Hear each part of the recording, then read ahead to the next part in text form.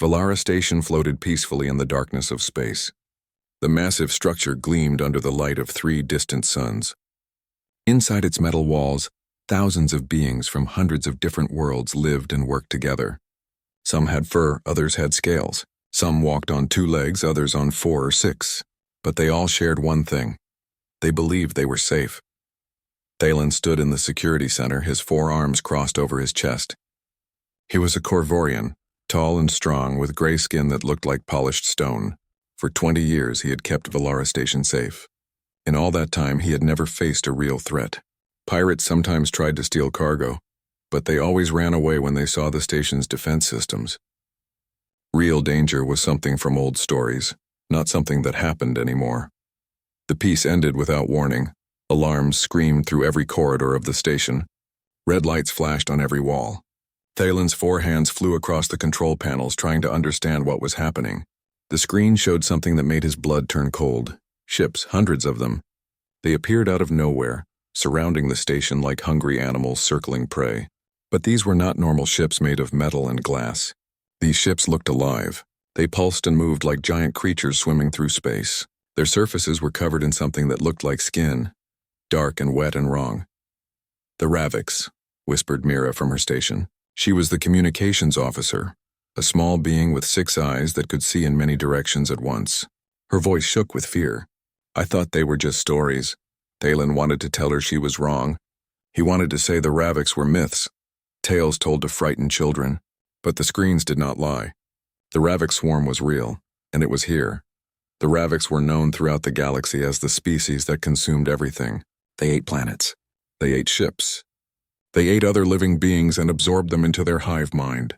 Entire civilizations had vanished when the Ravix found them. That was why most species ran when they heard the Ravix were near. Fighting them was pointless. Surviving them was impossible. "Raise shields," Thalen commanded.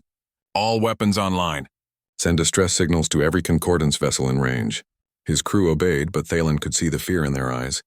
They knew what he knew. Valara Station was not a military base. It was a trading hub, a place of peace. Its weapons were old and weak. Its shields were designed to stop accidents, not invasions. The first Ravix ship attached itself to the station's outer hull. Through the cameras, Thalen watched as the ship's surface opened like a mouth. Thousands of small creatures poured out, each one the size of a dog but shaped like nightmares.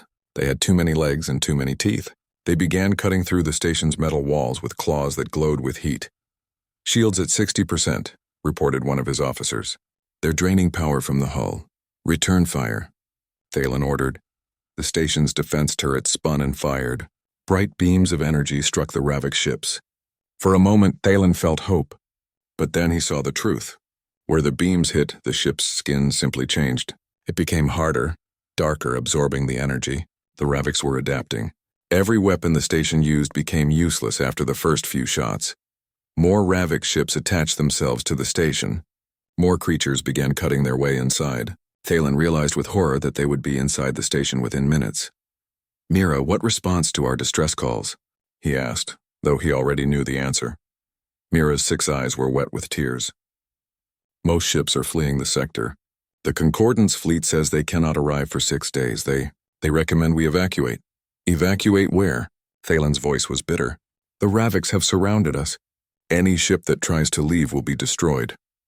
In another part of the station, Elder Seth felt the fear of every being on Valara. The Velkir were telepathic, able to sense the emotions of others. Right now, Seth felt the terror of 3,000 souls pressing against his mind like a storm. He was old even for his long-lived species. His skin was pale blue and his body was thin and fragile, but his mind was strong. "We must move everyone to the core," Seth said to his assistants. "It is the most protected area. We can seal the doors and hold out until help arrives." "But Elder," said one assistant, "help is 6 days away. Our supplies will not last that long if the Ravix cut our power." Seth looked at the young Velkir with sad eyes. "Then we will last as long as we can. We will not give up. We will not let fear defeat us before the enemy does." Throughout the station, beings ran toward the core. Parents carried their children. Friends helped each other move. Some were injured by falling debris as the Ravix ships tore at the station's structure, but they kept moving, kept hoping, kept believing that somehow they would survive. Thalen organized his security forces at the choke points. These were narrow corridors where the Ravix would have to come through to reach the core. If they could hold these positions, they might buy enough time. His officers took their positions holding weapons that they knew would only work for a few shots before the Ravix adapted. Remember, Thalen told them, we are not trying to win. We are trying to buy time. Every minute we hold them is another minute for the civilians to reach safety. The first Ravix creatures burst through a wall on the outer deck. They moved fast, faster than anything that size should move. Thalen's forces opened fire.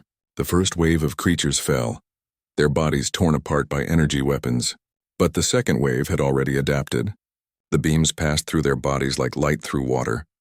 Thalen drew his blade, an ancient weapon from his homeworld. If energy weapons would not work, then perhaps old methods would. He charged forward with a battle cry that echoed through the corridors. His security forces followed, some with blades, others with metal pipes or whatever they could find. The fighting was brutal and fast. The Ravix creatures were strong and their claws cut through armor like paper, but Thalen and his forces fought with desperation. They knew their families were behind them. They knew there was nowhere to run. On the third level, they lost the first choke point. Thalen ordered a retreat to the second defensive line. They sealed the doors behind them, but everyone knew the doors would not hold for long. In the communications center, Mira sent distress signals again and again. Her fingers moved across the controls, sending messages in every language to every frequency. Most responses were the same. Too far away, cannot help, sorry for your loss. Then something different appeared on her screen. A response, not from a concordance vessel, but from somewhere else, somewhere unknown. Message incoming, Mira said. Unknown origin. Unknown language pattern, wait. Translation coming through now. The message was short. Just 4 words in basic galactic common. Help is coming. Hold position. Mira checked the source. The message came from a ship that was not in any concordance database. The location was listed as a planet called Earth, which Mira vaguely remembered as one of the newly contacted worlds. A restricted planet, a dangerous planet. Class 12 Deathworld, the highest danger rating possible. Thalen, Mira called through the communication system. We have a response. Someone is coming to help. Thalen was covered in blood, some his own, most from the Ravix creatures. He had lost count of how many his blade had killed. Who? How far away? Unknown vessel from Earth, but Thalen... It is just one ship. And they are 4 hours away, 4 hours. Thalen looked at his remaining forces. They were down to half strength. The Ravix were adapting faster now. Soon no weapon would work at all. 4 hours might as well be 4 years. But he straightened his shoulders and raised his blade. Then we hold for 4 hours. Pass the word to all stations. Help is coming. We just have to survive until it arrives. Deep in the core, Elder Seth felt a small spark of hope among the ocean of fear. One ship, one unknown species. It seemed impossible that they could help. But sometimes the impossible was all you had to believe in. Outside the station, the Ravix swarm continued its assault. More ships attached to the hull. More creatures poured inside. The station's shields fell to 20%. The lights flickered as power systems failed. And somewhere in the darkness of space, a single human ship accelerated toward them at speeds that would have torn apart any other vessel in the galaxy. 3 hours had passed. Thalen had lost another defensive position. His security forces were down to less than 30 beings. They fought with broken weapons and desperate courage, but it was not enough. The Ravix adapted to everything they tried. Energy weapons, projectile weapons. Even the old blades were becoming useless as the creatures evolved harder skin. In the core, Elder Seth tried to keep calm among the terrified civilians. Children cried. Adults held each other. Everyone knew they were running out of time. The air was getting stale as the Ravix damaged the life support systems. The temperature was dropping as heating failed. Mira's voice came through the speakers. Unknown vessel has entered the system, designating as Contact Earth 1. On the long-range sensors, a single ship appeared. It was smaller than most cargo vessels, dark and sleek, shaped like a knife cutting through the void. The design was strange, built with angles that seemed aggressive, purposeful. Most concordance ships were smooth and elegant. This ship looked like it was built for war. One ship, muttered Thalen, watching the sensor display. Against hundreds of Ravix vessels. The Ravix swarm noticed the new arrival immediately. A full third of their fleet broke away from the station and moved to intercept. Nearly 50 organic ships, each one pulsing with hungry life, moved to destroy the newcomer before it could interfere. What happened next made every being watching the sensors question what they knew about physics. The human ship accelerated. Not gradually, not carefully, but in a burst of speed that should have killed everyone inside from the force. It moved toward the Ravix fleet like an arrow shot from a bow, faster than any ship had right to move. "They are going to ram," someone whispered. "They are sacrificing themselves." But at the last possible moment, the human ship spun. It twisted through space in a maneuver that looked impossible, sliding through a gap between two Ravix vessels that seemed too small for anything to fit through. As it passed, weapons fired from every angle of its hull. The weapons were different from Concordance technology. Some fired solid metal slugs at incredible speeds. Others shot streams of superheated plasma. Still others launched projectiles that exploded with devastating force. 3 Ravix ships were destroyed in seconds, torn apart before they could adapt. The human ship did not slow down. It curved through space, still moving at that impossible speed, and fired again. 2 more Ravix ships exploded. The rest of the swarm tried to surround it, tried to pin it down. But the ship was too fast, too agile. It moved like a living thing, dodging and weaving through attacks that should have destroyed it. "What are they?" breathed Mira, watching the impossible dance on her screens. A voice came through the communication system. It was rough, hard, speaking Galactic Common with an accent no one recognized. "Valara Station, this is Captain Doyen of the United Earth space vessel Indomitable. We are clearing a path to your main docking port. Prepare to receive reinforcements." Reinforcements? Thalen could not believe what he was hearing. "You are one ship. One ship is all you need," Doyen replied. "Hold your positions. We are coming in." The Indomitable blasted through the Ravix blockade, destroying 4 more bioships in a display of precision violence that seemed more like art than warfare. It spun one final time and attached itself to Valara Station's main docking port, with a clang that echoed through the hull. Thalen ran toward the docking port, with what remained of his security forces. He did not know what to expect. The Concordance files on Earth were limited and classified. All he knew was that Earth was listed as Class 12 Deathworld, the highest danger rating, planets that spawned life that should not exist, worlds so hostile that the beings who evolved there became something different, something dangerous. The airlock cycled open with a hiss of equalizing pressure. What came through made Thalen take an involuntary step backward. 12 figures in armor. The armor was unlike anything he had seen before, thick and heavy, painted in colors that seemed designed to intimidate rather than identify. Each suit was covered in weapons, ammunition, and tools that looked brutal in their efficiency.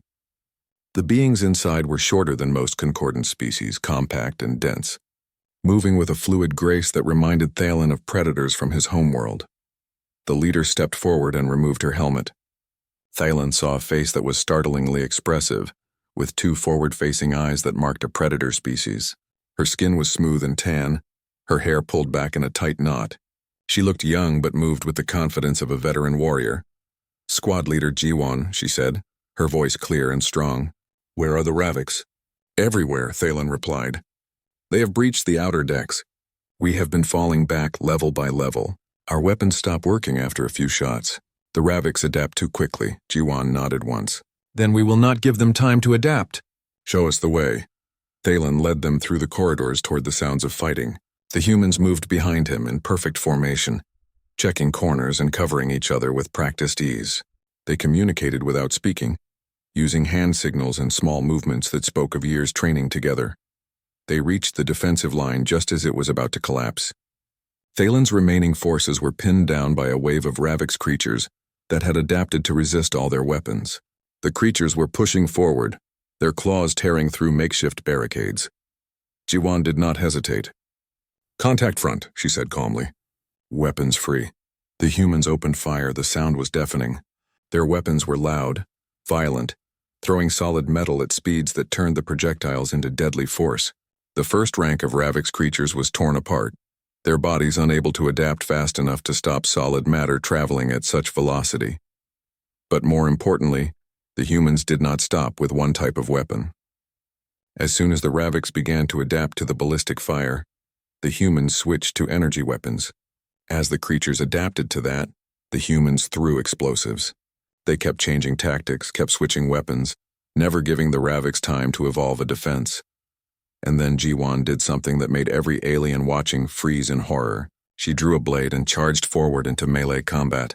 The other humans followed. They moved into close quarters with the Ravix, using their armored bodies as weapons, striking with blades and fists in brutal efficiency. One human grabbed a Ravix creature and threw it into two others. Another used his armored elbow to crush a creature's skull. Ji-won's blade flashed in the flickering lights, cutting through chitin and flesh with movements too fast to follow. The Ravix creatures were strong, their claws sharp enough to cut through metal. But the humans fought with a ferocity that matched the Ravix's own hunger. More than that, they fought smart. They worked together, covering each other, setting up kills, moving as one organism with 12 bodies. In less than 3 minutes, the corridor was clear. Dead Ravix creatures covered the floor. The humans stood among the carnage, barely breathing hard, already checking their weapons and preparing for the next engagement. Thalen stared at them in shock. His people had been fighting for hours and barely held the Ravix back. The humans had arrived and cleared a major infestation in minutes. What are you? Ji-won looked at him with those predator eyes. We are soldiers from Earth. We are here to help. Another human stepped forward, smaller than the others, carrying medical supplies. She removed her helmet, revealing a young face with kind eyes. I am Sora, she said. I am a medic. Show me your wounded.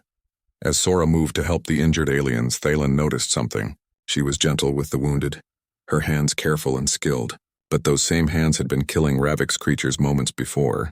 The contradiction was disturbing. You fight like you enjoy it, Thalen said to Ji-won.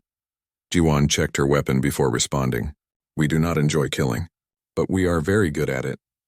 On Earth, everything tried to kill us. The animals, the weather, the diseases, even the plants. We learned to fight back. We learned to be better at surviving than anything else on our world. You come from a world of death, Thalen said quietly. We come from a world that made us strong, Ji-won corrected. And now we use that strength to protect others. That is the human way. More sounds of fighting echoed from deeper in the station. Ji-won's expression hardened. We need to push the Ravix back and secure the core. How many civilians? Nearly 3,000, Thalen replied. Then we have work to do. Ji-won put her helmet back on. Squad, move out. We are going hunting. As the humans moved deeper into the station, Thalen followed with his remaining forces. He watched the way the humans fought, the way they moved, the way they never hesitated even when facing overwhelming odds. They were terrifying and awe-inspiring in equal measure. On the Indomitable's bridge, Captain Doyen monitored the situation through multiple displays. Beside him, Pilot Hyejin guided the ship through another attack run, her hands moving across the controls with speed that seemed impossible. The ship responded instantly, dodging Ravix bioships and returning fire with devastating accuracy. More ships arriving, reported Weapons Officer Minho. 7 Ravix capital vessels. Good, Doyen said calmly. More targets. Hyejin, bring us around for another pass. Target their propulsion systems. I want them crippled, not destroyed.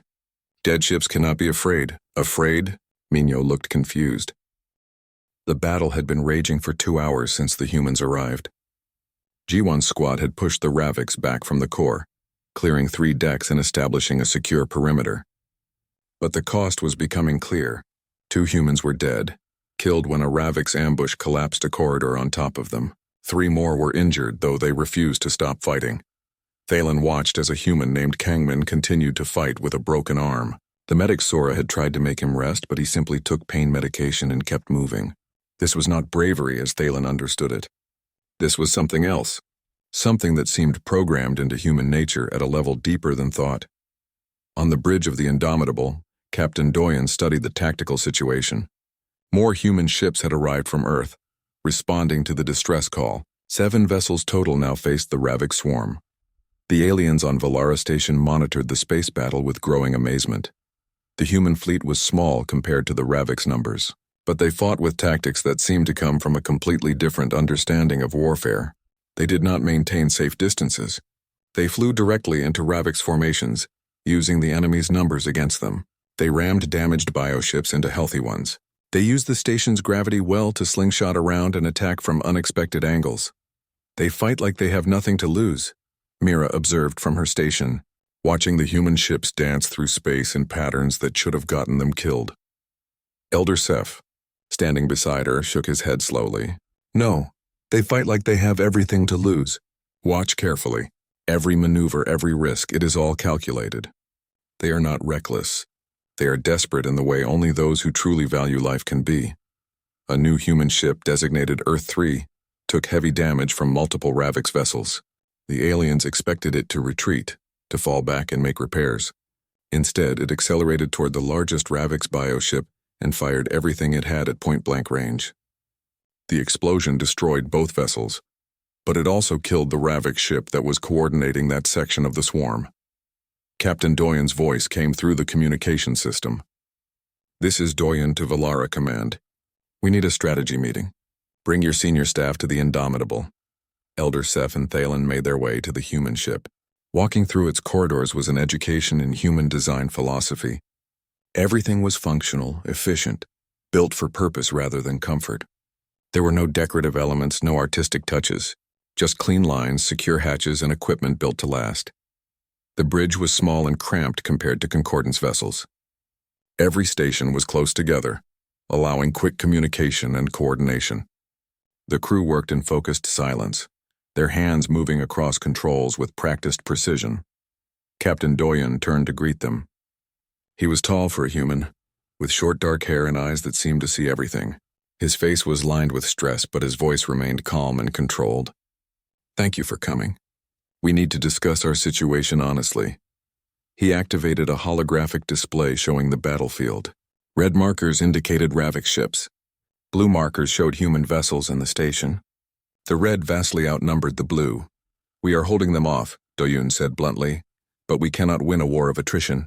The Ravix adapt too quickly and they have numerical superiority. If we continue fighting this way, we will run out of ammunition, fuel, and eventually people before they run out of ships. Then what do we do? Thalen asked.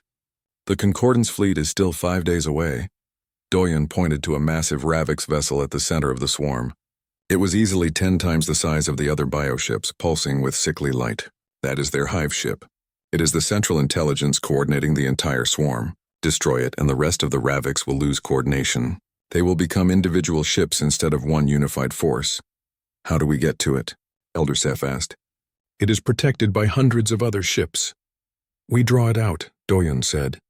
The Ravix are attracted to the strongest prey. We make the Indomitable appear damaged and vulnerable. The hive ship will want to consume us directly, to absorb our technology and tactics. When it moves close enough, the rest of our fleet concentrates all firepower on its core. That would work, Thalen said slowly. But the Indomitable would be destroyed. Your crew would die. Not if they evacuate in time, Doyen replied. We have enough escape pods for everyone. The crew abandoned ship through Ravix-controlled space, making their way to the other human vessels or back to this station. The alien leaders stared at him. You would sacrifice your ship? Elder Seth asked quietly. It is just a ship, Doyen said. Ships can be rebuilt. People cannot. Engineer Young-Ho spoke up from his station. He was younger than Doyen, with clever eyes and hands that seemed to constantly fidget with tools. We have already prepared the ship for this contingency. We can rig the reactor to overload on command, creating a localized explosion large enough to damage the hive ship's core. Combined with focused fire from the fleet, it should be sufficient. Should be? Thalen repeated. You are betting everything on should be? Young-Ho smiled without humor. We are humans. We evolved on a world where the weather should kill us, the predators should eat us, and the diseases should wipe us out. We learned to make should-be work in our favor. Pilot Hyejin turned in her chair. She was small even for a human, with quick movements and alert eyes. Captain, the Ravix are adapting to our attack patterns. We need to make a decision soon. Doyen nodded. Then we proceed. Elder Seth, can your people house our crew if they make it back here? Of course, Elder Seth said. But I must ask again. Why are you doing this? Why sacrifice so much for strangers? Doyen was quiet for a moment. When he spoke, his voice carried a weight that made everyone listen. On Earth, we have a long history of war. We fought each other for thousands of years. We learned all the ways beings can hurt each other. But we also learned something else. We learned that the only thing that makes all that pain and death worth anything is if we use what we learned to protect others. We became good at war so we could be good at peace. He looked directly at Elder Seth. You called for help, we answered. That is all the reason we need. The plan was set into motion. The Indomitable broke away from the fleet and began broadcasting false damage reports.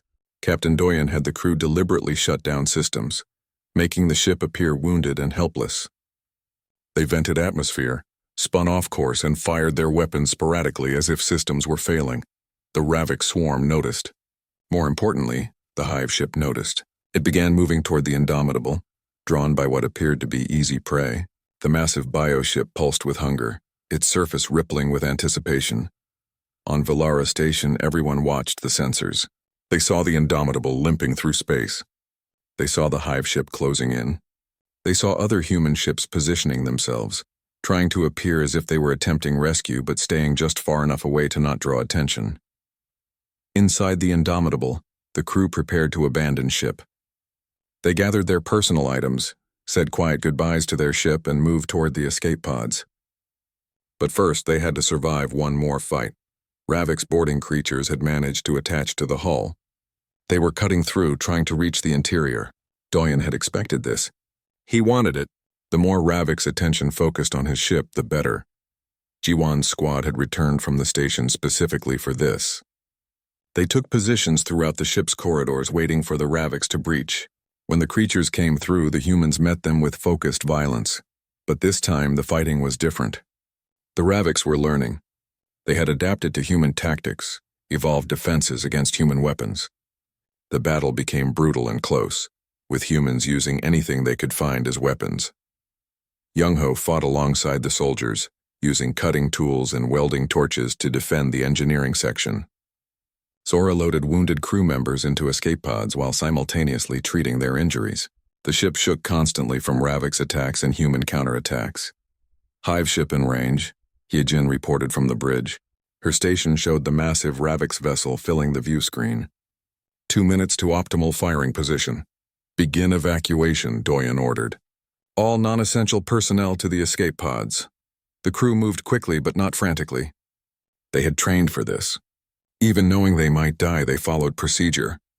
Thalen, watching from the station's sensors, marveled at their discipline. Any other species would be panicking. The humans simply worked. Jiwan's squad was the last to evacuate from the main decks. They fell back fighting, holding positions until their teammates were safe, then retreating to the next position. 2 more humans were injured in the final withdrawal. One human named Dongyun stayed behind to manually seal a blast door that had been damaged. The door closed, locking him on the side with the Raviks. His squad mates shouted for him to climb through before it shut completely. Through the communication system, they heard him laugh. Someone has to make sure these things do not follow you. Tell my family I held the line. The door sealed. They heard weapons fire on the other side, then silence. Jiwan punched the wall hard enough to dent the metal, but she kept moving. There was no time to mourn. On the bridge, only Doyon and Hyejin remained. The explosion tore through space, a ball of white-hot plasma that consumed the Indomitable completely. The shockwave hit the Ravik's hive ship at the same moment as the concentrated fire from every human vessel in the fleet. For a brief second, the massive bioship held together. Then its organic armor cracked, split, and ruptured. On Valara Station, everyone watching the sensors held their breath. They saw the hive ship breaking apart from the inside. They saw pieces of it spinning away into the void. They saw escape pods from the Indomitable scattered through space, some damaged, some destroyed, and some miraculously intact. Get rescue teams out there now, Elder Seth commanded. Save everyone you can. The remaining human ships were already moving, recovering escape pods as quickly as possible. But they were still fighting. The Ravik swarm had not died with the hive ship. Instead, the bioships had become confused, erratic. Without central coordination, they attacked randomly, including attacking each other. Inside one escape pod, Jiwan and 3 of her squad members tumbled through space. Their pod had been damaged during launch, life support failing, communications down. Jiwan manually activated the emergency beacon and checked her people. All alive, all conscious, but they were running out of air. How long? Asked Taijin, one of her soldiers. He was young. This was his first real combat mission. He should have been terrified, but he maintained his composure. Maybe 15 minutes of air, Jiwan replied. She did not sugarcoat it. Her people deserve the truth. Ships are recovering pods. We just have to hope they find us in time. Through the pod's small window, they could see the battle continuing. They watched as a human ship destroyed 2 Ravix vessels, then took heavy damage itself. They watched as another pod floated past them. Its hull breached, its contents frozen in the vacuum of space. "Do you think the captain made it?" asked Minji, the squad's heavy weapons specialist. She was tough, had fought through injuries that would have killed most beings, but her voice was small when she asked about Doyun. "If anyone could survive that explosion, it is the captain," Jiwon said, but she did not believe her own words. In another escape pod, Medic Sora worked frantically to keep 2 injured crew members alive. Engineer Young-ho helped her, his hands steady despite having no medical training. The pod was intact but had been damaged by debris, one wall dented inward, systems sparking and failing. "I can reroute power from the thrusters to life support," Young-ho said, already pulling panels off the wall. "Buy us maybe an extra hour." "Do it," Sora replied, not looking up from her patient. The injured crew member had internal bleeding, his body crushed by falling debris during the evacuation. She was doing everything she could, but without proper equipment, everything might not be enough. Back on Valara Station, Thalen coordinated the rescue efforts. His security forces worked alongside human soldiers to recover pods and bring survivors aboard.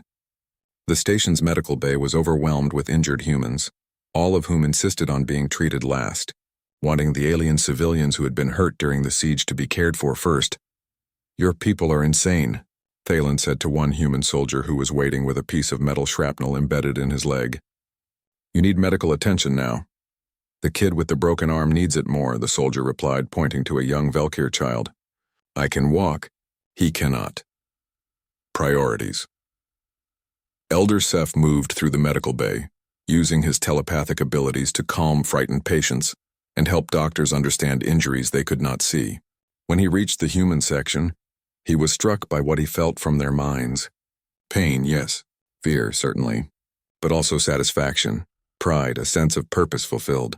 These beings were hurt, some dying, but they felt they had done something worthwhile. In the main command center, Mira tracked every escape pod, every ship, every Ravix vessel still active. The battle was turning in the human fleet's favor. Without the hive ship's coordination, the Ravix were easy targets. But they were still dangerous, still capable of killing. "Pod Delta 7 is not responding," Mira reported. "It is drifting toward Ravix-controlled space." "Which pod?" Elder Seth asked, arriving at the command center. "Captain Doyen's pod," Mira said quietly. Everyone in the command center stopped. They all knew what Doyen had done, what he had sacrificed. If his pod was drifting into enemy territory, he might still be alive but unable to call for help. "I am going after him," said a voice from the doorway. They turned to see Pilot Hai-Jin. She was burned, her uniform scorched, one arm in a makeshift sling, but she was alive. She had made it to an escape pod just seconds before the explosion. Now she stood in the command center with determination in her eyes. "You are injured," Thalen said. "You can barely walk." "I can fly," Hai-Jin replied. "The captain would come for me. I am going for him." "I will come with you," Jiwon said. Her pod had been recovered minutes before. She was exhausted, her armor damaged, but she moved with the same focused energy she had shown throughout the battle. "If there are Ravix near that pod, you will need soldiers. And me," added Young-ho. His pod had docked just after Jiwon's. "If the pod is damaged, you will need someone to fix it." Elder Seth looked at these humans who had already given so much and were ready to give more. "You should rest. Let us send our rescue teams." "No," Hai-Jin said firmly. "He is ours. We bring him home." They took a small shuttle, one of the station's fastest ships. Hai-Jin flew despite her injuries, her hands moving across the controls with the same impossible precision she had shown during the battle. Jiwon and Young-ho sat in the back, weapons ready, tools prepared. The shuttle raced through debris fields and around damaged Ravix ships. Some bioships were still active, though confused and directionless. Hai-Jin dodged them, using the wreckage as cover, flying in a way that made the shuttle feel like an extension of her own body. "Pod located," Young-ho reported. 2 kilometers ahead, but we have a problem." On the sensors, they saw Captain Doyen's escape pod floating near a damaged but still active Ravix bioship. The ship was badly hurt, pieces of it torn away by the fleet's attacks, but it was moving. It was hunting, and it had noticed the escape pod. "Can we reach the pod before the Ravix ship does?" Jiwon asked. Hyejin ran calculations in her head faster than the shuttle's computer could process. Maybe, if I push the engines past safety limits. Do it, Jiwon said. The shuttle accelerated, its engines screaming in protest. Alarms blared as systems overheated, as structural integrity warnings flashed across every screen. Hyejin ignored them all, focused entirely on reaching that pod. The Ravik's ship reached it first. They watched in horror as tendrils extended from the bioship, wrapping around the escape pod, beginning to pull it inside. The ship was going to consume it and everyone inside. We are not going to make it, Young-ho said. Yes, we are, Hyejin replied. She did not slow down. She did not change course. She aimed directly at the Ravik ship at a speed that would certainly destroy the shuttle on impact. Hyejin, what are you doing? Jiwon demanded. Something stupid, Hyejin replied. Hold on. At the last possible second, she fired all the shuttle's weapons directly ahead, creating a wall of explosions between them and the Ravik ship. Then she flew through the explosions, using the blast wave to increase their speed even more. The shuttle shook apart around them, hull plating tearing away, systems failing. But they hit the Ravik ship's tendrils with enough force to sever them. The escape pod broke free, tumbling away from the bioship. The shuttle, now barely holding together, caught it with magnetic grapples. Got it, Young-ho shouted. Hyejin, get us out of here. But the shuttle was dying. Too much damage, too many systems offline. The Ravik's bioship was already extending new tendrils, moving to attack again. This is Earth 4 to shuttle, a voice crackled over the radio. Hold position. We are coming in. One of the human fleet ships dropped out of faster-than-light travel directly above them. It was damaged from the battle, weapons depleted, but it positioned itself between the shuttle and the Ravik's ship. The bioship tried to go around it. The human ship rammed it, physically pushing it away. Go, the ship's captain commanded. We will hold it here. Hyejin nursed the dying shuttle back toward Valara Station. Behind them, the human ship and the Ravik's bioship fought at point-blank range, neither giving ground. It was not a battle that could last long. Both vessels were too damaged. It would end in mutual destruction. They are buying us time with their lives, Young-ho said quietly. Then we do not waste it, Jiwon replied. Move faster. They made it back to the station with seconds to spare. The shuttle's engines failed just as they docked, the ship's power dying completely. Emergency crews rushed to open the airlock and extract the escape pod. Captain Doyen was alive inside. Barely. He was unconscious, suffering from smoke inhalation and crush injuries. But his vital signs were stable. He would survive. Medic Sora took charge of his care immediately, shouting orders to station doctors, coordinating treatment. She worked with the same intensity she brought to everything else, refusing to let another human die on her watch. In space, the human ship that had held off the Ravik's bioship finally succumbed to its damage. The crew had evacuated just before the ship's reactor went critical. The explosion destroyed both vessels, ending the last major Ravik's presence in the system. The battle was over. The cost was staggering. The Concordance fleet arrived in force, 50 warships strong, ready to face the Ravik swarm. Instead, they found debris fields and a battle already won. Admiral Torvin, a distinguished Quellan with silver scales and centuries of military experience, stared at his sensors in disbelief. What happened here? He asked his tactical officer. According to the station's logs, a small human fleet engaged and destroyed the Ravik swarm, sir. 7 ships against several hundred. Torvin did not believe it at first. No species fought the Ravik successfully. The accepted doctrine was to evacuate and call for overwhelming force. The idea that 7 ships belonging to a species barely known to the Concordance had achieved victory was impossible. Then he reviewed the battle recordings. He watched the human ships moving at speeds that should have torn them apart.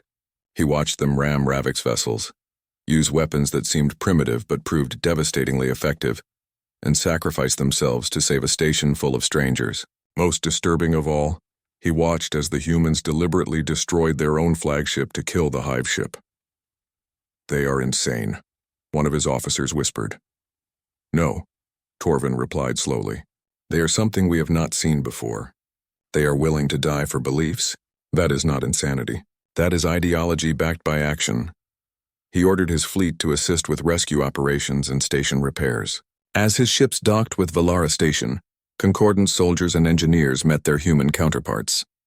The meeting was awkward. The humans were exhausted, injured, mourning their dead, but they still moved with purpose, still worked to help survivors, still refused to stop until the job was done. One concordance engineer watched in amazement as a human soldier named Wu Jin worked for 18 straight hours repairing a damaged water recycling system. His hands were bleeding from cuts, his body swayed with fatigue, but he kept working.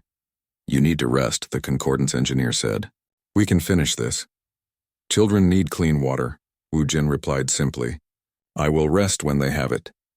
Admiral Torvin personally visited the medical bay to meet the humans. He found Captain Doyen awake but still recovering. The human captain's body was covered in bandages, his breathing assisted by machines, but his eyes were alert. "Captain Doyen," Torvin said formally, "I am Admiral Torvin of the Concordance Fleet. I wanted to thank you personally for your actions here. You saved thousands of lives."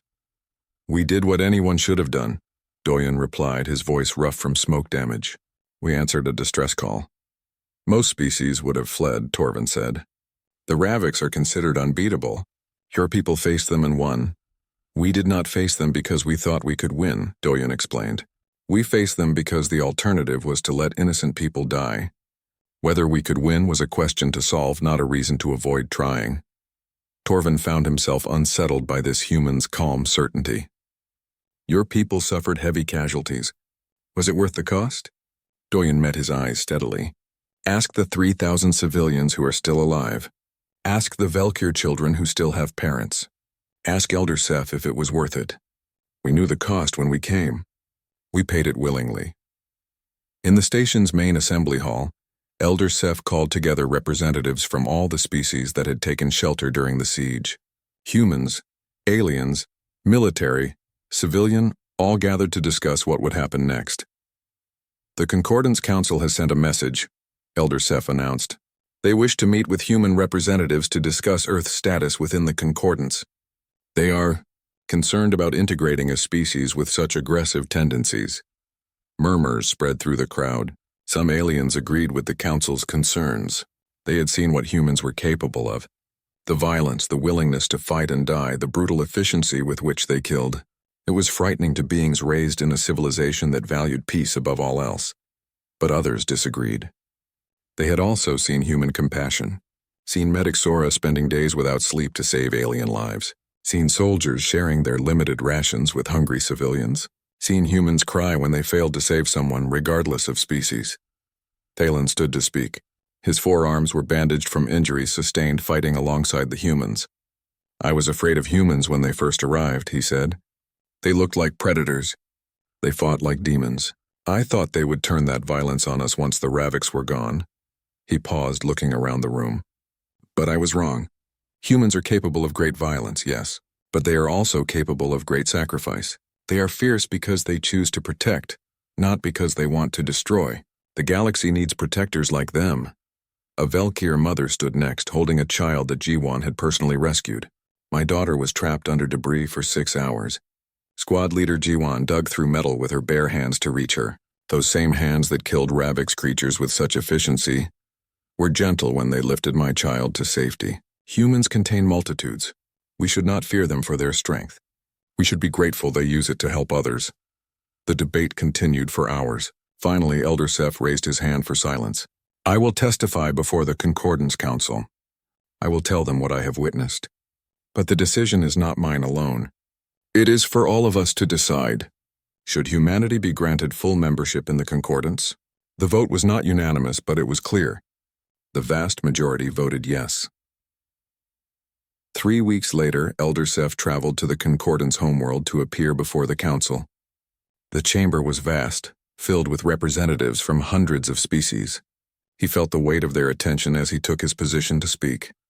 "Honored council members," he began, "I come to speak on behalf of humanity, a species that many of you have labeled as dangerous. A species from a Class 12 death world, a species that frightens you." He paused, letting his telepathic abilities touch the minds around him, feeling their fear, their uncertainty. "You should be frightened.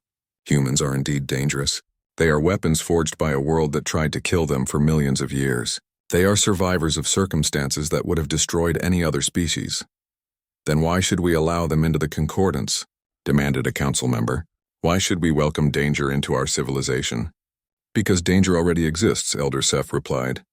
The Ravix proved that. There are threats in this galaxy that peace cannot stop. There are enemies that diplomacy cannot reason with. We have built a civilization on the belief that violence is never the answer. But what happens when violence is the question being asked of us?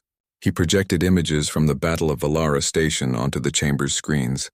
Images of human sacrifice, human courage, human compassion mixed with human violence. Humans are not just warriors, Elder Seth continued. They are protectors. They came to Valara Station knowing they might die. They fought not for profit, not for territory, not for power. They fought because people needed help. That is who they are. They are dangerous, yes, but they are dangerous to our enemies, not to us. Another council member spoke. But can we trust them? What if they turn that aggression against us? You ask the wrong question, Elder Seth said. Do not ask if we can trust them. Ask if they can trust us. They came to our aid without hesitation. They died for people they did not know. They expect nothing in return. The question is, are we worthy of such allies? The council debated for 3 days. Some argued that humans were too unpredictable, too violent, too different. Others argued that those differences were exactly what the Concordance needed. A civilization built entirely on peace had no defense against chaos. Finally, a compromise was reached. Humans would be granted membership, but with a unique position. They would serve as defenders, as peacekeepers, as the shield that stood between the Concordance and threats it could not face. But there was a condition, insisted upon by human negotiators led by Commander Unji. Humans would not be weapons to be pointed at problems. They would not be soldiers following orders without question. They would evaluate each situation independently and decide whether intervention was justified. They would fight only for causes they believed in. You are asking for significant autonomy, one council member protested. How can we trust you to make such decisions? Commander Unji stood before the council, her posture straight despite injuries not fully healed. You can trust us for the same reason Valara Station did. Not because we are perfect, not because we are always right, but because we have shown what we value. We value life. We value freedom. We value the right of all beings to exist without fear. Those values guide our decisions. They always will. The council accepted the terms. 6 months after the Battle of Valara Station, a ceremony was held at the site where the fighting had been fiercest. A memorial was erected, a tall structure of metal and stone listing the names of all who had died, human and alien alike. The inscription was simple but powerful. They stood between the helpless and the darkness. They paid the price others could not. They are remembered. Hundreds attended the ceremony, survivors from the station, human soldiers, concordance officials, and representatives from dozens of species. Admiral Torvin stood beside Captain Doyen, both in full dress uniform. Thalen placed flowers at the base of the memorial using all 4 arms. Elder Seth spoke words of remembrance in multiple languages.